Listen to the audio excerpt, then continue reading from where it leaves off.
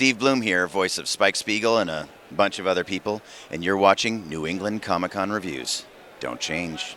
All right, everybody, well, welcome to Massive Comic-Con 2016. Is it on? I don't think Definitely not.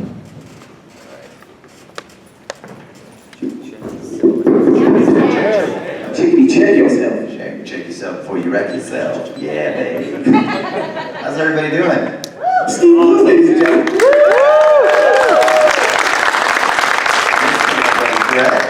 He was responsible for your good time this weekend, so make sure you give him a big kiss on the lips before you go to bed. And this is my son, Brandon. Fresh back from school in Northern California, he's going to acting, so poor soul. Feel so bad for you. Yeah, but it's fun. I never get to bring him on trips with me, so I'm going to do a little FaceTime out here with you guys. Everybody have a good weekend so far? Yeah. It's nice. We're small but mighty, right? Right. Yeah, so I mean, you require no introduction. I think I already introduced you, but Well, just in case, does anybody here not know who I am? Just came here for a place to sleep. It's fine, be honest. Keep it down. right off the bat, I'm gonna come over and spoon you. That's your penalty for nodding off in your chair.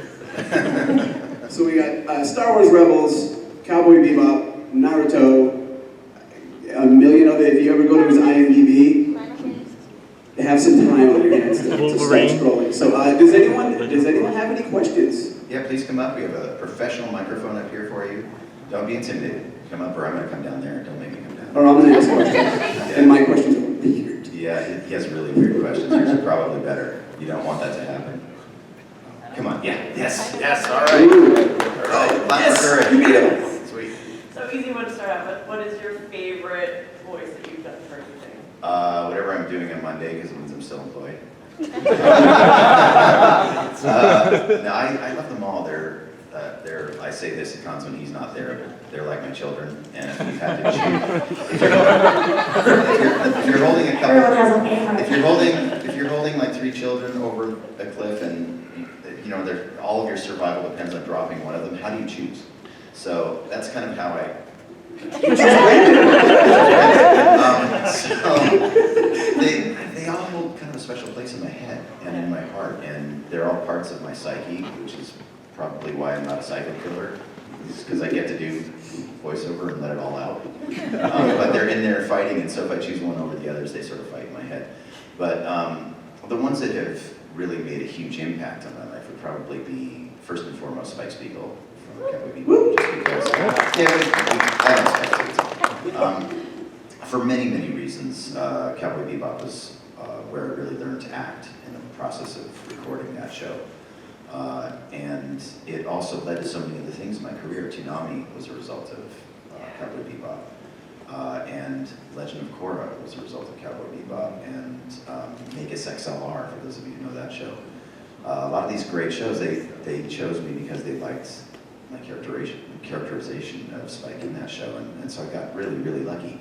The other element of that show that affected my life so dramatically was the director of the show and the voice actress for Julia in the show. Mary Elizabeth Glynn is now my girlfriend. 17 years after we recorded the show, 2 years ago we got together as a couple. So it's kind of the show that keeps on giving, you know. So if you don't think that animation can affect your life in a meaningful way, there you go. Yeah, but the other ones there's so many other ones too. Right now, Star Wars Rebels, because I'm a Star Wars nut. I'm having such a great time on that show, and I squee almost daily. Starscream from Transformers, because I love Transformers, and getting to play an iconic character like that was terrifying and wonderful. And Wolverine from Wolverine the X-Men is amazing. Superhero, who doesn't love that stuff? So, but I love them all for different reasons. I love even the really tiny characters that have 2 lines and die.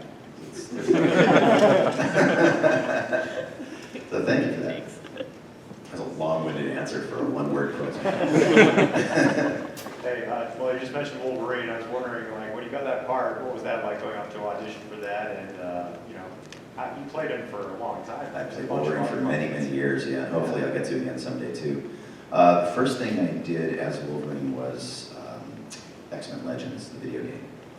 And I auditioned for it like I auditioned for everything else. I think that one I did from home. I have a little home studio, and I just get a sheet of paper. It has the sides for Wolverine, and I just read it in the voice that I heard when I read the comics in my head. Like you guys, I'm sure you hear voices in your head when you read them. Oh, is that just me? Good, yay, thank you.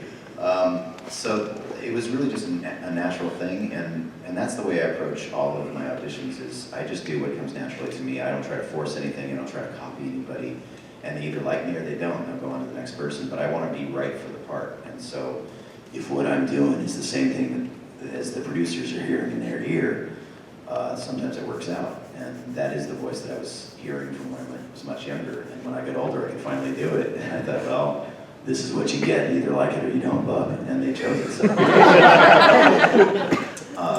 Fun fact about that game, though, too, is when I started doing the voice of Wolverine, I had to do efforts. They call them efforts and reactions. So in all the fight scenes, when he's going, every time he's throwing a punch or something like that, I'm literally doing that, punch for punch.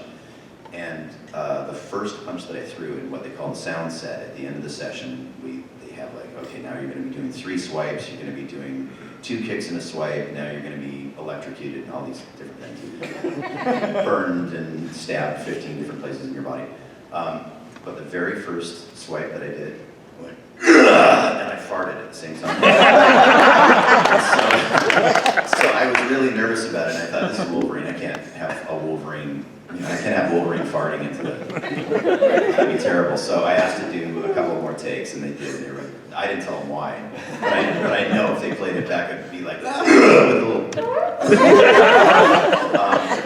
But then, as I started playing Wolverine more and more throughout the years, I would, just about every session, at least during one swipe, I would fart. And I thought, you know what, I'm gonna leave it. Somebody's going to find that someday, and it's going to be my trademark. And it's gotta leave a legacy somewhere, and so that's what I'm really proud of. And that's what I pass on to my child. Thanks, man. Did I even answer the question? I don't even know what Has there ever been like any gig or role where right after you took it, you're like, oh god, this is a mistake? Only one. There was only one, and it was something they called Project X, and I didn't know what it was. It was an anime, and they told me I was playing a creature. That's really all they told me. And I walked into the booth, and I see this creature with tentacles. I didn't think anything about it. I'd played creatures with tentacles before, but then I realized that there were young girls involved, and I'm going to let you imagine the rest, because this is a G-rated panel.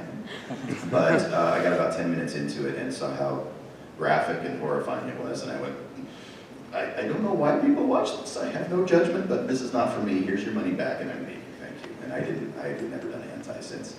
That was really the only one that I actually regretted. But all the other ones, I'm a voiceover whore, so I will do almost anything. Almost anything. It really doesn't bother me. I just try to make it as good as I can. They call me the turd polisher. Hi. Hi. Welcome. Spoiler alert for Samurai Champloo if you haven't seen it. Did you think at the end of Samurai Champloo that originally Jin and Mugen were supposed to die? I didn't know. I never have preconceived notions, but knowing how Watanabe-san works, and after Cowboy Bebop, I had a feeling that it was going to be an untimely end for him, but I didn't know. And actually I don't remember because I never watched it. So They were pretty mortally wounded, and then they just kind of rested off. Oh yeah, that's how it works. It's the healing factor. Again, it all goes back to Wolverine, it's the healing factors. I would figured because of after the untimely death of Spike, Yeah. that they were pressured to make it a happy ending. Maybe, but who knows if Spike really died? Yeah, that's true. We don't know for sure, do we? Watanabe-san has changed his mind on that 3 times publicly. So. And then there's always the dream episodes. Yeah, that's true. That's true. Hi. Hi. So this is gonna be really random, but you spoke about characters that have like 1 or 2 lines, and in Dragon Age, you're like an NPC that's like fine dwarven crafts, and that's like my friend's favorite thing. So if you could just do it. And I don't remember his voice though. He didn't sound like.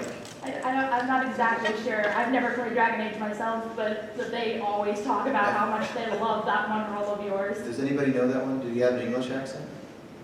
Fine dwarven crafts. Something like There it that. is, something Probably like something that. like that. The only thing I remember from Dragon Age is Ogren. This misery vomit malt liquor reminds me of home. Perfect, thank you. Hi. Hi. I was wondering about all the roles you play both good and bad. What do you enjoy doing being most, the good guy or bad guy? Both for different reasons. It used to be the bad guys because I was really shy and I was bullied as a kid and I was overweight and super insecure. So the bad guys always sort of gave me that feeling of power that I never had as a child. And as I finally started to resolve all that trauma from childhood, I started enjoying the good guys more, and also coming to conventions and seeing how the kids connect with the good guys. I'm doing a show now called Transformers Rescue Bots, and to see how kids react with, a fireman, robot, good guy who's always trying to save the day, it makes me happy to be able to provide that for kids when most of the stuff I do would just terrify them and give them nightmares. I always thought you had like the best villain voice because you always brought a real presence to them whenever your voice appeared on screen. Oh, So thanks. I've always appreciated, was always a fan of that. Oh, But thanks. I've always been a fan of all your work when I was a kid. Like when I started watching Toonami, you were like, everything I watched, you were like everywhere. I'm trying. You were like almost like the voice of Toonami. You were even narrating everything. Yeah, well, that's the gig, really. It was really to set that up and introduce anime to a full generation. So I just want to say thank you and thank you. So if you guys are feeling insecure in your life, but you have that inner bad guy voice, let it out. It's good. It's like a superpower. It's awesome. Hi. Just want to say, I just watched Cowboy Bebop for the first time last month. Pretty good. Thank you. Pretty good is. I'll take that. I know you mentioned you've worked on video games before. Is there any big difference between film and video games with voice acting? There's actually a lot of difference between them. There are three main mediums that I work in. The first being anime, and with anime, I'm in a booth by myself. Generally, the director's on the other side of the glass, maybe a couple other people, and I'm matching lip flaps of something that's been done before, the original Japanese animation. So there's a lot more technicality to it. I'm watching the screen and I'm looking at the paper in front of me, trying to remain in character, trying to catch all the beats of it, and act at the same time. It's a very technical process, and it's a solitary process. If you do it with more than one person in the room, it just becomes chaotic, which is what we did in the old days, and it was terrible. We had to redo everything. Video games can be like that, and most are recorded solo. At least on my end of it, the mocap is a whole different thing. They're doing motion capture now, where you do have a whole cast sometimes, and they work in the suits with the things stuck all over their bodies. But generally speaking, on most video games, I'm in the room by myself. The difference is there that we have to do a mass quantity of lines. And so for something like, since we're saying Mass Effect was a good example, I walked into that room, they handed me a script that was that thick. And they said, all right, on page 1022, we're going to do the first 30 lines and 10 versions of each line. And so going through those sessions, you're just banging out as fast as you possibly can. We'll do 1,000 lines in a session sometimes, maybe more, 1,200 sometimes in a session. So it's the challenge there is really to keep the energy up and to keep the character alive, even though you're just grinding away trying to get as much done as possible to stay on schedule. In original animation, or movies even more so, we generally work with a cast, and we'll have 4 hours to do a 22-minute episode. And it takes that long, mostly because we act like children. It's like kindergarten in there. The director's main job is herding us cats in there to try to stay focused and do our job. But we do have that wonderful interaction between the actors where it becomes almost like an improv radio play type of things. So we stick to the script, but we do go off script sometimes, and it will also affect our actions and our reactions by having the other energy of the other actors in the room. So that's probably the most fun way to do it. Commercials can be both or neither. Commercials can be a solitary thing over the phone. Working on things like Toonami, I work from my home studio over the phone with the guys in Atlanta. And I've been doing it that way for 13, 14, 15 years, I guess now. And some of them I just met for the first time. After all these years, I met them for the first time by going to Atlanta and going to their offices. It's such a strange business that way. It's never the same on any session. And now with technology, there are a lot of people who live in other states who work on our shows. Tom Kane, for example, who worked with us on as Professor X on Wolverine and the X-Men. We would have a full cast record in Los Angeles, but he lives in Kansas, and he has a beautiful home studio in Kansas, but they would pipe him in. And so it would feel like he's in the room. He comes in like the voice of God. And is that you? Professor X. And so that's sort of an off-putting, weird thing. Or Skype. Sometimes we're working with our directors. I was just working on Star Wars Rebels last week, and the directors were in Northern California. I was in Southern California, and they're on Skype, on video, and we're waving to each other. So it's different for every single medium. And movies are the same thing. It just takes longer. They just take longer to make decisions, basically, because there's a lot more people in the room, a lot more money at stake. Thank you. That's a great question. Hey, Cody, right? Yeah. Got it. Okay. Is there any character that you haven't played that you would like to play in the future, or? That question comes up a lot for me, but I'm so grateful for the ones I get to play. I can't even believe I get to play the ones I get to play. So I don't think that way. That's just not the way my brain is wired. I just am grateful and surprised that they hire me for the stuff that I get hired for. What has come up in the past is maybe Batman, just because that feels like it's in my natural speaking wheelhouse, just to play that role without much effort, and which I feel is the way Batman should be played. But then there's Kevin Conroy, and I can't do better than Kevin Conroy. Troy Baker does an amazing version of it. Roger Craig Smith even does an amazing version of it, of Batman. So many people have, and my version would just be different. It certainly wouldn't be better. So I really look at or lust after roles that I haven't booked. I'm just so grateful for the ones that I have, and I'm hoping they don't fire me before the show's complete.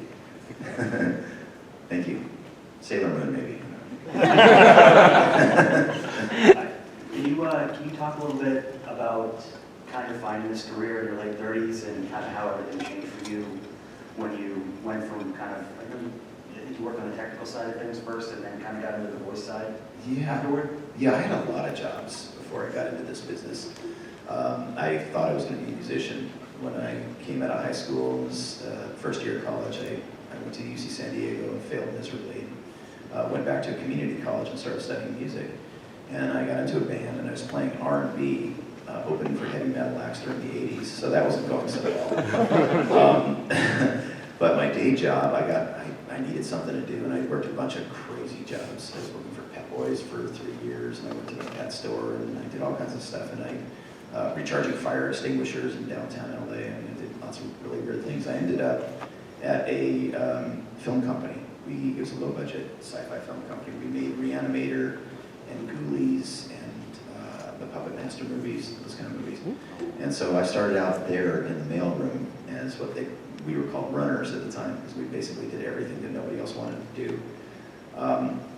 And I was a mailroom clerk and a driver, and I happened to have the deepest voice in the mailroom. And the head of the mailroom was looking for an actor for a Japanimation program. And he asked me if I would come in on the weekend and try out for this thing. And he offered me free breakfast and lunch. I didn't hear anything else he said. All I knew was there was free food involved. And some of my friends were going to be there. And okay, I'm here. What we're doing, this will be fun. And he said, all you have to do is yell into a microphone. Oh, that sounds good. I can do that. And so I went into the room, and they showed me this image of a creature ripping the arm off of another creature and beating it with it. They said, what would that sound like? I said, I don't know. And he goes, yeah, okay, you're hired. Wow, cool, that's great. And then I realized I had to learn how to act. And that's when the terror set in. And when I got up to the mic to actually record my very first line, they actually gave me words to say, and I had to match the lip flaps on the screen. And I almost peed and pooped at the same time under that kind of pressure. It was terrifying with all the equipment around me. And I was scared all the time through that whole show. And the people that I was working with, they brought in all the actors at the time, which was a terrible idea for recording anime. But I had the advantage of watching these master actors do their thing, and I just basically absorbed everything they were doing, all of their technique. I watched how they worked the microphone. I watched how they did their efforts and reactions. I watched how they would change the emotion within a scene and internalize the characters, and it was like a master class. So for 26 episodes, I had this free master class to learn how to act. I did that for fun for many, many years. On the side, while I stayed at that film company, I became the executive at the film company eventually. It took me that long.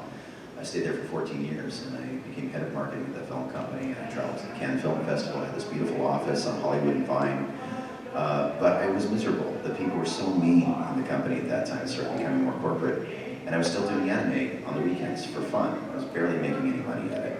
But then all of a sudden, I booked this 7-Eleven commercial, and I thought, okay, that's it. This is the thing that's going to pay for my house and to support my kids. And I was doing 3 other jobs to support myself also. The film business still didn't pay enough. And I thought, all right, you know what, I'm going to take the lead. I'm going to do something that I think is going to make me happy. And then I did. I quit my job. The union went on strike, and I was out of work for about 8 months and living on credit cards for about 1.5 years. And so it was really, really rough. I thought I had made a huge mistake. But I knew that every time I walked into that studio, I felt better. I loved what I did. It didn't feel like work. And so I stuck with it. And that was at age 40. And so I started doing it full time, literally at age 40. And so when people say it's too late for me to get in, it never is. You never know when you're going to figure out what your purpose is. And that's when it happened for me. And I've never regretted a moment of that in my life. And even those times when I was literally scrambling for food to keep them alive, I was satisfied inside because there was something about what I was doing that for the first time in my life felt right. I felt like I was living my purpose. So that's what I encourage everybody to do. Thank you very much. Thanks, man. Hi. First, I want to say thank you for signing my Mass Effect box set yesterday. My pleasure. I am Krogan. Thanks, Shepard. My question has 2 parts. Do you find that now that you're so established that you have an easier time getting the roles that you auditioned for? And do you see that when people are creating characters, they're like, oh, I gotta have Scott Blum for this? It's a double-edged sword. I still audition. Sorry. Oh, it's okay. You're thinking Scott McNeil. I love him. It's okay. Happy to be breathed in the same breath. It's all good. I answer to anything out there. It's kind of a double-edged sword for me for a couple of reasons. I still audition as much or more than I ever have. I work really hard. I consider myself to be like a blue-collar worker. So I bring equipment with me. That's what I have in this bag to record in my hotel room. I do probably 30 to 50 auditions for every role that I book. And even roles that you would think they would just call me up and say, come on in, we need you, like Wolverine. You'd be surprised to know that I actually audition every time I play Wolverine. They want to know it's a different production team that comes in. They want to make their stamp. They want to make sure that I can still do the voice. And part of me agrees with that. The other part is, dude, I've been doing this for 15 years. Can't you just listen to that? And, but that's kind of what helps to keep me grounded, I think, by working so hard. I do get called in occasionally for things, and that part's easier. For things like Legend of Korra, I did have to audition for it, but I got sort of priority ears, because they're listening to probably 300 or 400 auditions, and they listened to it with a little more peaked ear, I think, because they were fans of Cowboy Bebop. So I credit that show for giving me a step in. Anything helps, because it's a really, really tough competitive industry. And usually when we're reading for these roles, we're reading against between 200 and 500 other people for each role. So it's tough, it's really tough, and I don't take that lightly. I really try to work with integrity, and I try to put as much into the audition as I do into the role, and probably more.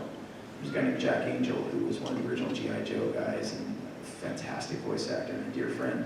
And when I first signed with my agency, who was run by his wife, Arlene Thornton, the first thing he said to me was, the audition is the job. Don't ever forget that.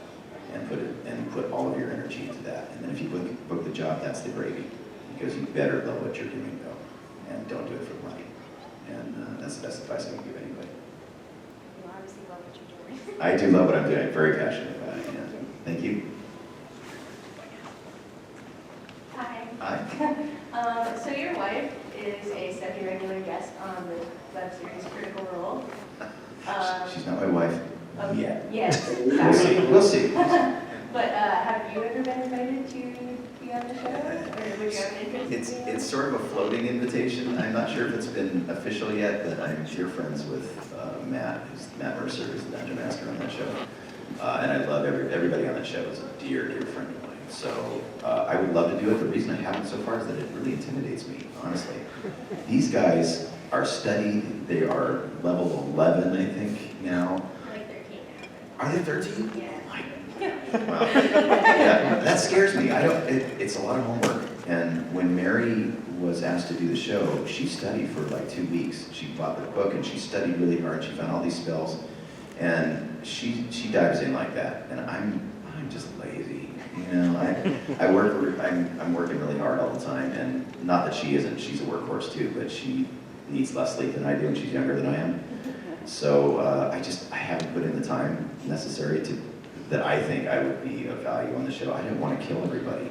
That's my greatest fear is that I'm going to do something wrong and I'm going to just kill a whole fox family. Yeah, but we're going to be doing some private games at somebody's house. It'll probably be at our place. We're going to bring some of the crew over, and Matt he's been so kind. He's going to kind of gently walk me through it so I can learn. And if I'm feeling confident enough about it, I'll go on the air. Mary doesn't care. She'll just blast out there and just do it. That's awesome. Thank you. Thanks for watching. We love the critters. If Friedel can do it. If Friedel can do it. Friedel he's a lot braver than I am though. He'll dive off a building, you know. He's not gonna respect. Hi. When you had mentioned the Legend of Horror, how was it with working on that show, and were you aware of the plot twist with your character? Was I aware of the Plot twist with your the plot character? twist? Yeah, I didn't know much about that show at all, and they didn't tell us anything. We would get just the script that we were working on a few nights before, maybe a week before. I didn't know how it was going to end, so I don't want to spoil anything for you, but Dean Bradley Baker, who played my brother on the show, and I had to have a moment of silence after we recorded that last episode and on the phone, and we just, can you believe it? I can't believe it. We were torn up. We were so invested in the show.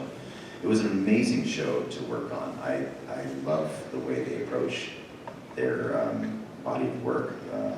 Mike and Brian are geniuses. I think Avatar was an amazing show. And doing some of the panels too, after the show started airing, I didn't know when we were going in that they actually choreograph all of those fight scenes with real Sifus, the guys who are the Kung Fu masters. They actually choreograph those things and then animate them. And I sat on a panel with two of the Sifus who were two different styles of fighting, and it just brought a whole other dimension to the show for me to see the level of care that they put into it. And the actors were amazing on that show. Sitting in the table reads for that thing, I was kind of going, oh my God, that's Lance Hendrickson.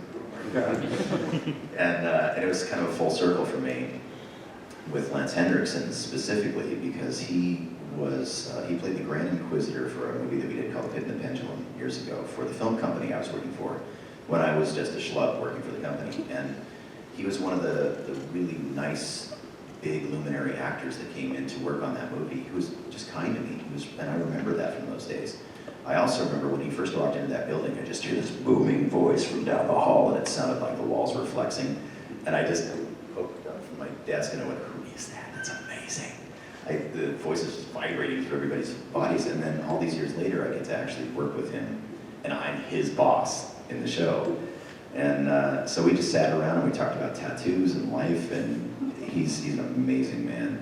It was such a really happy side effect of that show to meet somebody of that status. Everybody in the show is amazing.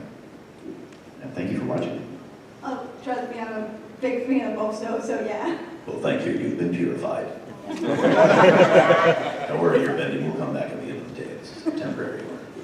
Hi. I first heard your voice on Star Wars Rebels, and I wanted to ask, what's that show like recording that? And what's it like for you? Oh, it's terrible. I wouldn't recommend it to anybody. No, it's one of the greatest experiences of my entire career. I'm a Star Wars fan from the 70s. I was there in 77 on opening weekend for New Hope. And at that time it was just called Star Wars. And I think I watched it 4 times in a row in the theater. I bought a ton of Star Wars merch back then. And I've been involved in a lot of the Star Wars games for years, and 1/3 of all the stormtroopers, so if you play the games, you probably killed me 2,000 times by now. And many, many other characters on that, but when I got to work on that show, it took it to a whole new level. This is actually part of the canon now, and it fills in the gaps before A New Hope began and how the rebellion began. And getting to work on a show, even in a scene where I'm an Imperial officer standing next to Darth Vader on camera, this is an animated character, but on camera, I'm next to James Earl Jones. I mean, it's a constant state of fanboy squeak working on this show. It's ridiculous. And the core cast is amazing. Everybody in the cast is incredible. We're really good friends. We stay in touch wherever we are in the world. We're always texting each other. And Dave Filoni, the creator of that show, who also created Clone Wars, he's just a master of what he does. Everybody at Lucas, they're so masterful at what they do. And they care to such a degree that every episode he talks about how this affects people on a global level, on earthly global level. Besides, in the Star Wars universe, he's thinking about those things, and it's all a commentary on society and civilization, and there's so much thought that goes into every little nuance of that show that I have so much respect for it, and I'm intimidated by it sometimes too. You know, I come to conventions sometimes and people ask me, the real hardcore Star Wars fans will ask me these questions that I have to defer to, my lifelines, because I just don't know the answer. I'm not that well studied on it. And I know how important it is to people, so I accept a great deal of responsibility with this character, but we also have so much fun. And to get to play a guy named like Zeb, who's got a prehensile feet, he's a new character to the Star Wars universe, a new race to the Star Wars universe. And another layer to that is that the design for Zeb was based on the original Ralph McQuarrie design for the Wookiees. Chewbacca he originally looked like Zeb with hair, and they even made an action figure of it, which somebody gave me and I have very proudly displayed on my desk. So to get to bring these wonderful designs to life, a lot of his ships, a lot of his backgrounds are fleshed out in the show, and so it's really kind of a full circle for people who have been living with Star Wars for all of these years. So the short answer is it's awesome, and we really appreciate you watching. Yeah, and you said you did some voices from the video games. Which video games have you done voices from? Pretty much all of them. Like Battlefront? Yeah, pretty much all of them. Yeah, you can look it up on IMDb. I don't even remember the names of all of them. One of the most commonly referred to was Andronicus Rebel. You know who that character is? He's a partner character in a couple of games, I think. And there was a game where they were playing hotball, and so I was like the announcer for that, telling them you can't use feet because huts don't have feet. Yeah, so pretty fun. But I am a lot of the Stormtroopers in just about every game and every Star Wars game. Thank you, Lucas. Thanks, man. Thanks for playing. Hi. Hi. So I'm a fan of some of your more obscure works in voice acting. Sweet. And I was curious, is there like any difference between like these big, well-known projects and these kind of smaller, obscure ones? I love them all. If I have 2 lines as a character that I know is going to die, I will put just as much juice into that. In fact, I'll try to ad-lib so that he gets more, or she gets more screen time. I play both. I love them. The more obscure, the more fun for me, and especially when they have very short lifespan. It's fun for me because there's no commitment. I can just sort of invest everything into that one little moment and then move on to something else. And it helps me with my little ADD thing. So that, oh, this is fun. How about this? You know, it's kind of cool. Yeah, and some of the more obscure characters have become my favorites. There's a character in a show called Gurren Lagann. I don't know if you're familiar with that. Anybody know that show? Oh, you guys know that show? Oh, yes. There's a character named Leron in that show, and he's a robot mechanic. And by the description of that character, you would think a robot mechanic is a big guy, and he's muscly, and he's moving parts around. Leron wears heels when he's working on robots. And his favorite line is, when you screw it in, give it a hard manly twist. So, to get to do something like that is awesome. And yeah, I try to do it so it's not offensive, but we had a whole B-roll of stuff that will never see the light of day that was unbelievably offensive to pretty much every ethnicity, every mode of sexuality, every age group. I try to leave no one unoffended, but of course, they can't use any of that. So we have a whole other show of foul, hilarious material that we will never be able to use. Yeah, but that was really fun. Do you have a favorite of the obscure ones? Well, I was excited to find out that, because I was going through your page, that you were here. I grew up playing the Neopets Darkest Fairy, and you're like one of the first characters that like has a cutscene. And I was so excited because I'm like, no one knows this game, but he voiced it. And also, my friend and I love the movie The Cat in Paris. Oh, and you play like the main character, and he's our favorite character, and so we were really excited to hear you were here. Oh, awesome. I love that character. Nico was amazing. Amazing character. You knew Neopets too, yeah?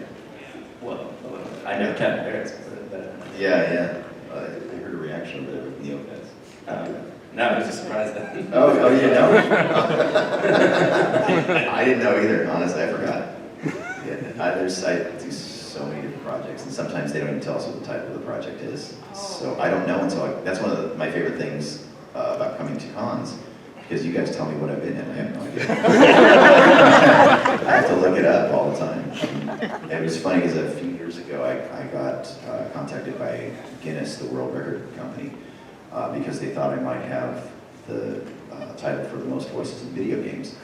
But they hadn't verified it, so I didn't keep track of any of that stuff. So it took me 4 months going through my own IMDb with my agent, going, yep, nope, have no idea, I don't know. And so I don't know if the number is right. It might even be more than it is now, but I literally rely on you guys for my history. So thank you for caring about that. And thanks for watching Cat in Paris. A lot of people don't know about that movie. It's really good. Thank you. Thank you. Hi, Steve. It's a pleasure to finally get to meet you in person. Been a fan of yours since, God, back when I was a little kid, back in, I don't know if you did the original Tom back in '97. Not the first one. The first one was Sunny Straight. Okay. He got eaten, and then I came and took over. And I didn't know, and I've apologized to him many times. Okay, yeah, because I've been faithful since '97, back in the old days. Awesome, man. Thank you. And also, when I was actually watching Toonami last night, Parasite's on, and I'm just going through the. So he was coming in, and it's like, Steve Blum is in. He's like, who does Orochimaru? Actually, Orochimaru is Joe in the first place, so I have you to blame. Thank you for watching. I want to give you a body today. But I'm here to ask because I've actually been interested in doing stuff like voice acting for several years.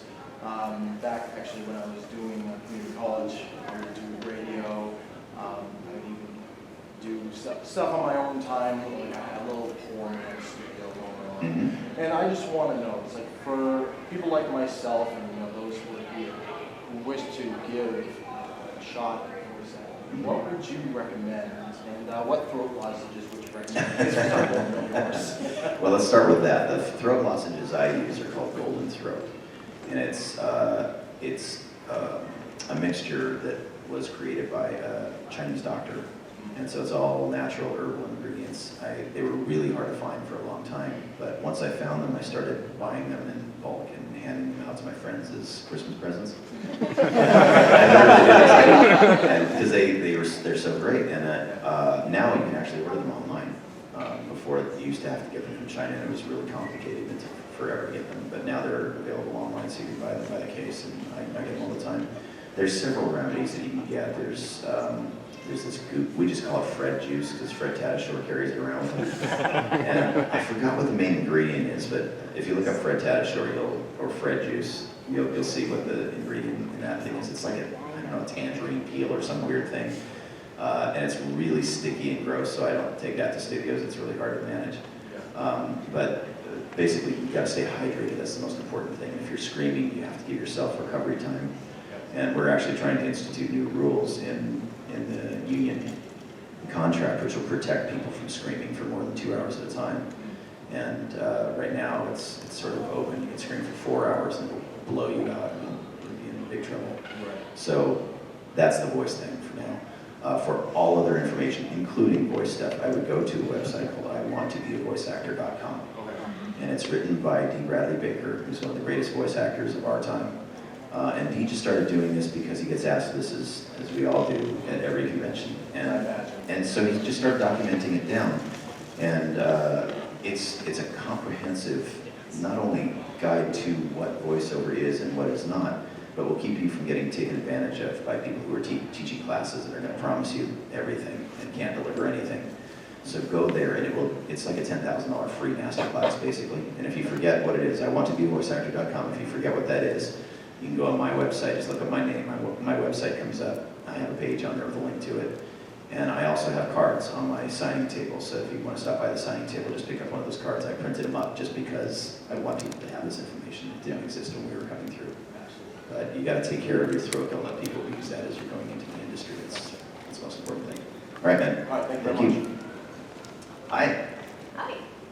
So when I first started watching The Legend of Korra, I started going through, as they call it, the fields, where really I was basically just learning about, like just seeing the revolution within the politics, within the show that was going on.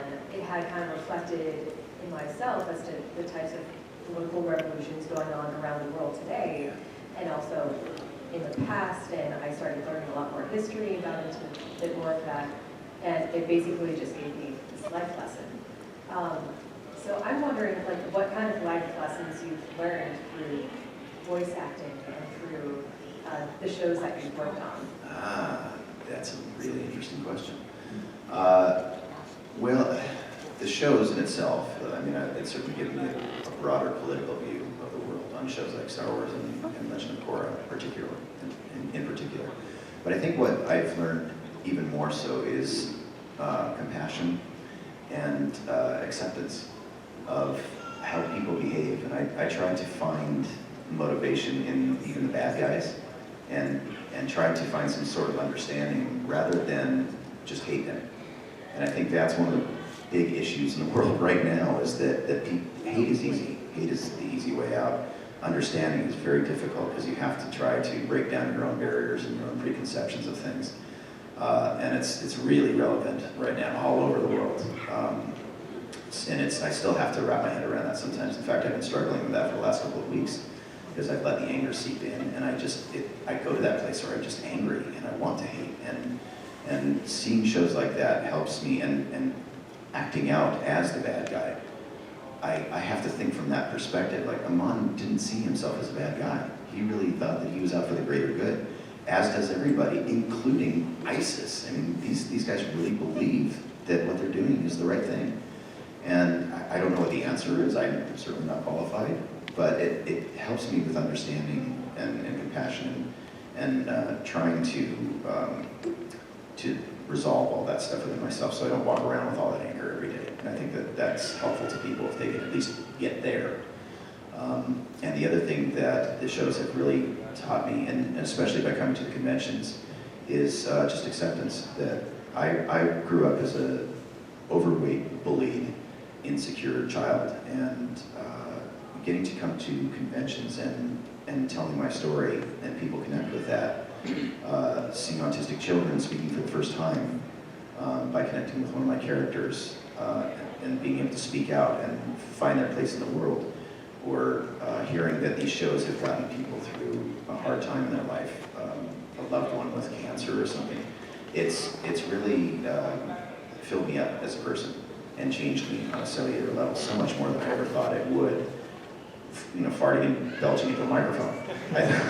Making cartoons ain't saving the world. I wanted to be a doctor, but in a way we're doing our part. You know, and I can't take any credit for that, but the after effect of that has been surprisingly wonderful. So I learn life lessons every single day from you guys, and from this guy, and from this guy, and you know, pretty much everybody that I come in contact with. The final thing I would say is that it's really taught me that anyone, no matter who they are, has something to give and something to teach, and everyone has a purpose. And I try to pass that on too, because I had to learn it the hard way, and it took me till 40 years old to learn it. So thank you for that. That was deep, man. That was an amazing answer. I'm almost like, I don't know what to do. They're supposed to be entertaining in these things. Come on. I think we got time for one more. Yeah. Okay, sure. Come on. Yeah, you mentioned Bradley Baker before, and it kind of sparked something in my head. Can you talk a little bit about, I've noticed that with the, and you do it on Rebels, where you play stormtroopers and things secondary characters. Is that like a separate session kind of thing, or do you have to kind of go in willing to work as part of your block of time to do those kind of things? How does that work? Well, for every character that we're booked, they're allowed to have us do 3 characters in a session. So most of the time we don't know what they are. In Star Wars, they usually tell me what a character is so I can read it the night before. So I have some sort of idea, but generally they'll just say you're an Imperial officer, and I have to wait till I get into the booth, and I'll say, well, do you want an accent on him? How old is he? Is he older, younger? How much authority does he have? What's his rank? And I don't know any of that stuff until I walk into the room, so you have to be prepared to do pretty much anything. But that's not something that we have to do, that's something that we get to do. If you're an actor, I would agree with this, that you train to do this to act. You train to do this so that you can get out there and explore different parts of your psyche and do different things and mix it up a little bit. So when I go into the room, most of the time I don't even know what I'm going in there for.